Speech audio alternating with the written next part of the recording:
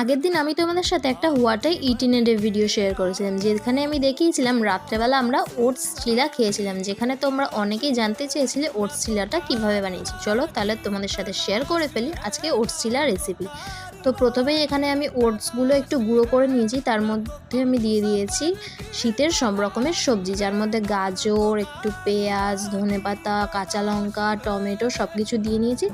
তারপরে দিয়ে দিয়েছি ওপর থেকে অল্প একটু নুন। তারপরে একটু শুকনোভাবে নাড়াচাড়া করে নেওয়ার পরে জল দিয়ে আমি এখানে একটা ব্যাটার বানিয়ে নেব।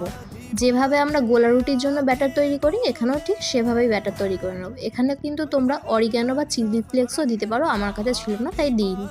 তারপর এখানে একটা তাওয়া গরম করে নিয়ে তাতে তেল ব্রাশ করে নিয়ে এপিট ওপিট ভালো করে সেঁকে নিলেই তৈরি হয়ে যাবে আমাদের হেলদি অ্যান্ড টেস্টি ওটস চিলা। তোমরা আগে থাকতে কারা কারা ওটস চিলা খেয়েছো কমেন্ট সেকশনে জানিও, আর ভিডিওটা ভালো লাগলে সাবস্ক্রাইব করে দিতে একদম ভুলো না। টাটা।